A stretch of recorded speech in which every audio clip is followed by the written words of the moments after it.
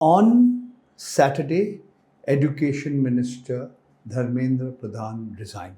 This was the most important demand of the students who were agitating, the protesters, the Cockroach Janata Party, all the opposition parties, each and every opposition party opposed to the ruling Bharatiya Janata Party led National Democratic Alliance government.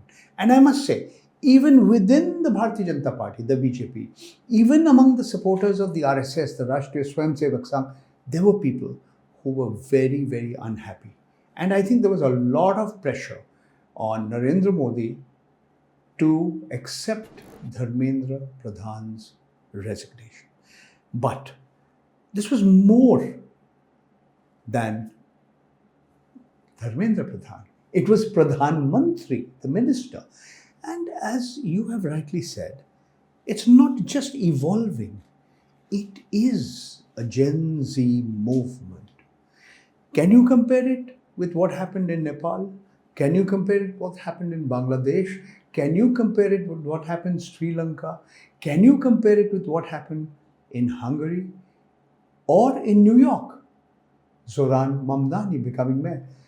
Yes, at one level, all these agitations and movements were led by young people. But India is a huge country. India is a country of 140 crore plus people. So there are similarities, but there are also major differences because India is so huge, India is so diverse. I think the most significant aspect of the movement of the students was that it was cutting across class, very important. Rich and poor. Rich parents and rich people came, I saw with my own eyes, giving food for people. And there were poor students also and poor young people. Two, there was no caste, no Brahmin and Dalit. Interestingly, two of the leaders of the movement, Sonam Wangchuk, belongs to a scheduled tribe. And Abhijit Deepke is a Dalit. Be that as it may. So it's class, it's caste, gender. Women were in the forefront.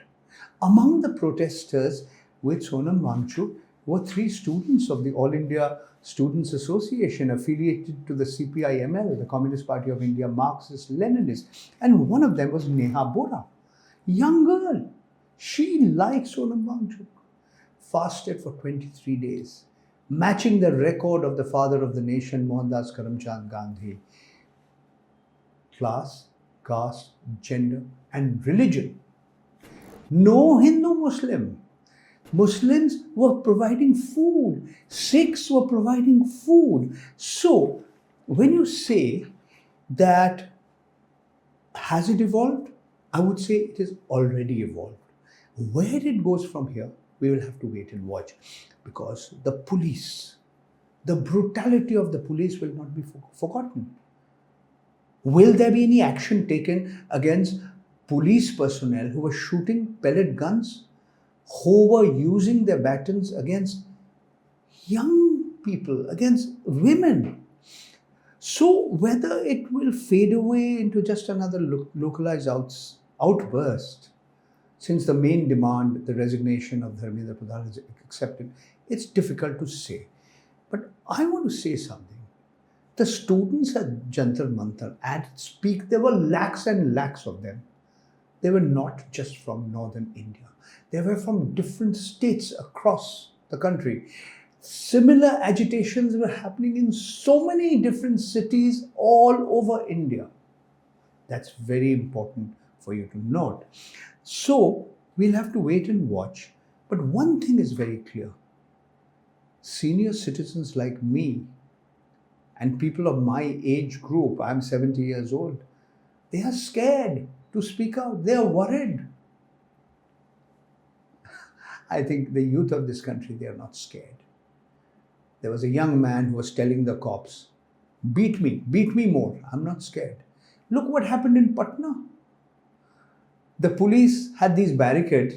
The students took the barricades and converted them into trolleys and cycles and rode it.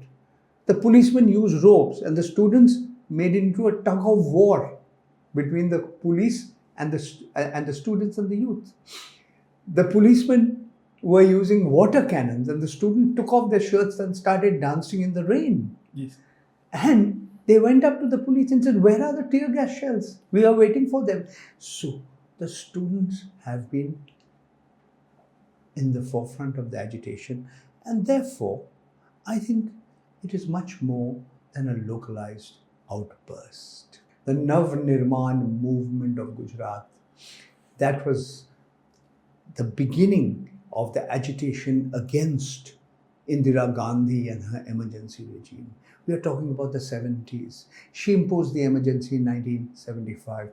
Jayaprakash Narayan had galvanized all the political forces, like to some extent the students who were protesting at Jantar Mantar. Under Jayaprakash Narayan, the left and the right came together. And the Congress also split up. There was Babu Jagjeevan Ram and Himvati Nandan Bahuguna, who had broken away from Indira Gandhi. There was Jyoti Basu and Indrajit Gupta. On the other side, there was Atal Bihari Vajpayee and L.K. Advani. You see, so the right and the left had come together. Their goal was to oust Indira Gandhi and her emergency regime. Time has not stood still. Yes, I was a student at the Ramlila Maidan when I saw JP and all these leaders giving a call against Indira Gandhi's regime. This was January 1977. I was in my final year in my studies as a postgraduate student at the University of Delhi. I was at the Delhi School of Economics. But time hasn't stood still. The social media has changed Indian society. In a country of 140 crore plus people, the Telecom Regulatory Authority of India says there are 120 crore subscribers, 120 crore SIMs, SIM, Subscriber Identity Module. This is the mobile generation. That's what foxed the government. Mr. Modi started telling his cabinet ministers, please open your accounts on Instagram. When Abhijit Deepke started the Cockroach Janata Party, the BJP was stunned because there were more followers on Instagram than the followers of the BJP. They tried to shut down for a short while the handle on Twitter, now known as X. So big change that has happened is we've moved forward as a nation in many respects. Sometimes we move back. But in this respect, there's nobody in the world the size of India, with so many people using the social media. Yes, the social media is controlled by a few large multinational companies based in the US. Alphabet. Under Alphabet comes Google, YouTube, and the Android operating system. Then comes Meta, that is Facebook, Instagram, and WhatsApp. Mark Zuckerberg, who heads the Meta group, how old is he? He's in his 40s. The people who have set up Google, how old are they? They're in their 50s. They're young. But they are in the business of earning money. They're in the business of earning profit. They're not interested in social welfare. They may say what they like about freedom of expression, but the point is, these social media platforms are being used by young people. And that is why there's so many times the government wants to block content. The government has brought a bill called the DPDP, the Digital Protection of Data Privacy Act. It's trying to finish the Right to Information Act. And going back to the days of the British when you had the Official Secrets Act, teenager versus a centenarian. But wait. They can succeed, but there's also agitation. People are protesting. People are protesting fearlessly. So, at one level, I think time is frozen. But I think we have moved ahead. And the youth of this country are going to show the way. India is a young country. Out of 140 crore plus Indians, the median age, that is the age at which the maximum number of Indians are, is 28 or 29. And that's the way forward. The youth of India is showing the way forward. And it's not just good governance and accountability in between elections, but telling the government, don't take us for granted. The institutions have collapsed. We don't believe in the Election Commission of India. We don't believe in your government. We don't believe in your party. We don't even believe in the Supreme Court of India. That is why we hit the streets and we succeeded. I think that is an important message that has gone through. During the peak of COVID, farmers were agitating across the National Capital Region. There were 3 townships that had been constructed in different parts of the National Capital Region. And it was led by the farmers of Punjab. For about a year they agitated in the dust, in the heat, in the rain, in the bitter cold. Hundreds of farmers died in this period of time. But they won the battle, and the government was forced to withdraw these 3 laws. It's a separate matter than one of these laws. They're trying to go in a roundabout way and help the 2 big oligarchs of this country, Ambani and Adani. But wait, whether it will succeed or not is another story. The Food Corporation of India, the contracts given to various companies, private companies, including Adani Group, how far they'll be able to succeed or not, we'll have to wait and watch. But the government did not win that battle. The farmers showed the government the way. They were called for so many times, they were asked to come. They refused to eat the food that was offered by the government in Vigyan Bhavan. They said, we'll bring our own food. Finally, the ministers had to eat their food. So this was a unique agitation. But I think the students' agitation is different. In the case of the farmers' agitation, there were elderly farmers. There were different groups that came. This is an agitation led by the youth. L.K. Advani famously remarked after the emergency that when editors were asked to bend, they crawled. We are seeing something else today. The so-called Godi media. That's a term coined by Ravish Kumar. Ravish Kumar left NDTV, formerly New Delhi Television, after it was taken over by the Adani Group. Ravish has a huge number of followers. He has about 1.40 crore followers, subscribers on his YouTube channel. Now, a large section of the media in India would belong to that category called Godi media. Godi in Hindi is a lap. They are like lap dogs. They are not watchdogs. They are lap dogs.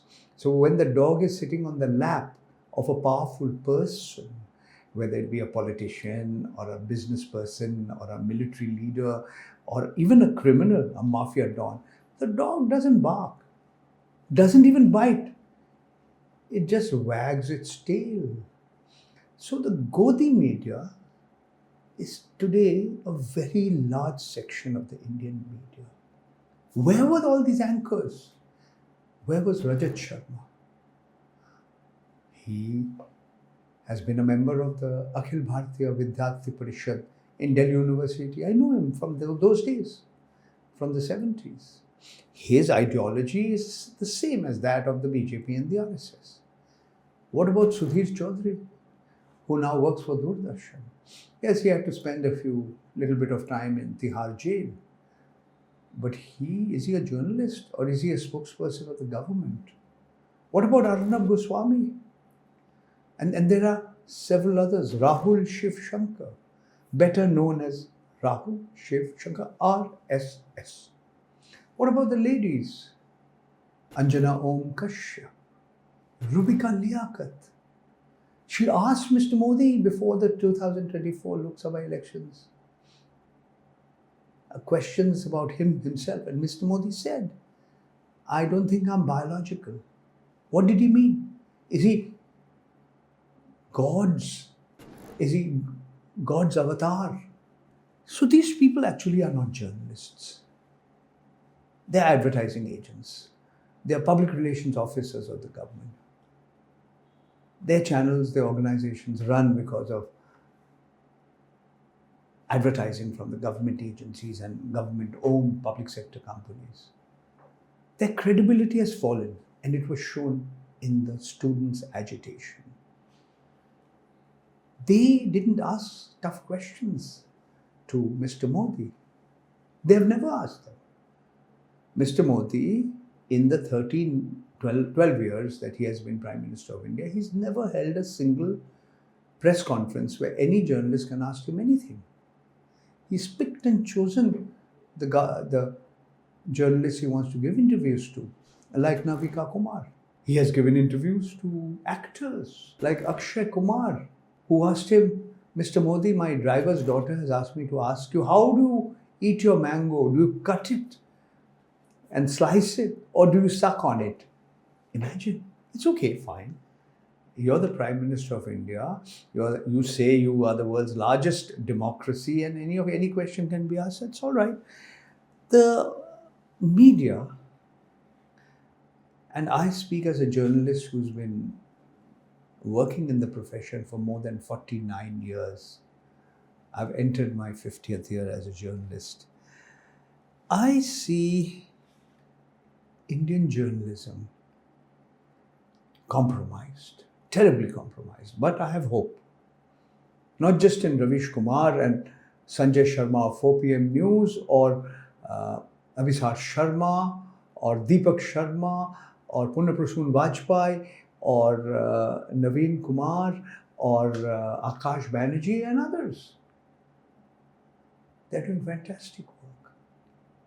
They're on the ground, they are reporting, they are asking questions, holding truth to power, asking difficult questions. So it's not that I have lost all hope, but journalism is going, so-called mainstream journalism is going through an unprecedented phase. And I think this phase will one day end. I mean, you see what India's position in the International Press Freedom Index has come down over the years. So this is really the truth. Mr. Modi is telling all his ministers to ensure more people watch them on Instagram. Now, you see, he's saying, yes, we won't have no other leaks of students. We'll have a foolproof system. We'll have fast-track courts.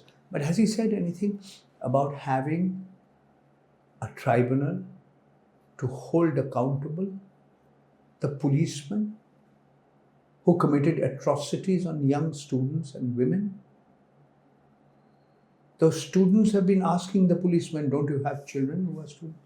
Will you hold them responsible? Will you hold them accountable? We'll have to wait and watch. We know how the information technology cell, the IT cell works, how the trolls work. The BJP has more money than any political party in the country. People don't believe me when I say it. They say Chinese Communist Party has more money. But the Chinese Communist Party is part of the government of the People's Republic of China. They are saying the Democrats in the US or the Republican Party has more money.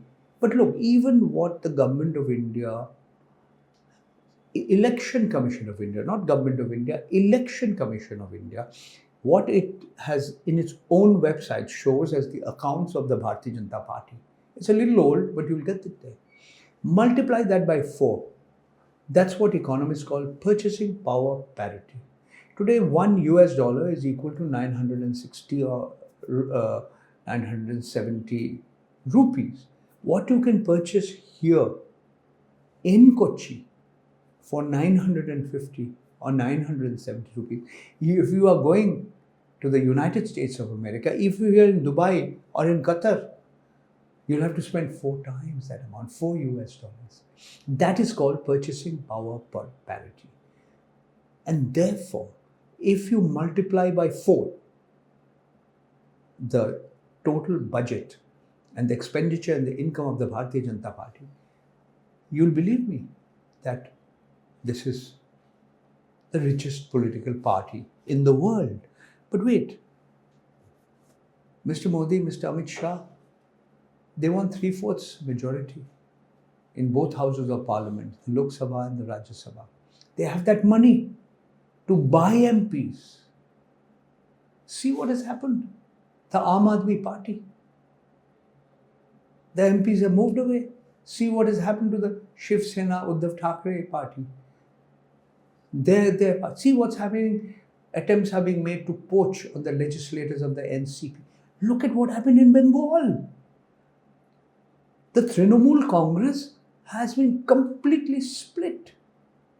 They had 80 MLAs won on the Trinamool Congress ticket in Bengal. Out of the 80 MLAs, they have barely 59 today. All of them have gone with another party, and that has become, the Ritubrato's party has become the opposition, the biggest opposition party.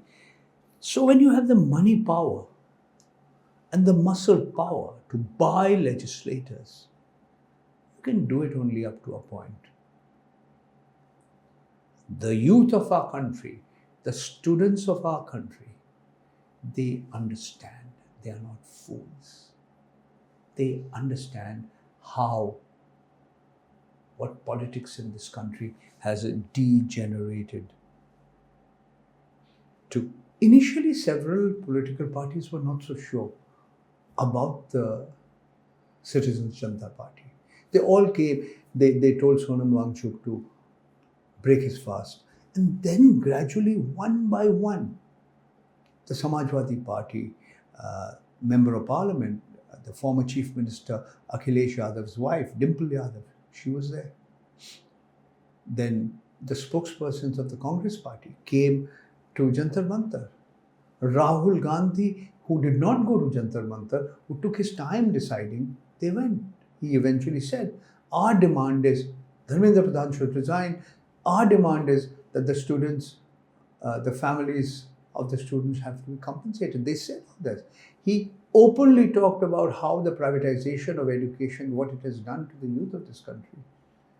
Amount the government spends and the amount middle class families and poor families are having to spend for coaching for their students. And then you have the paper leak, you have corruption.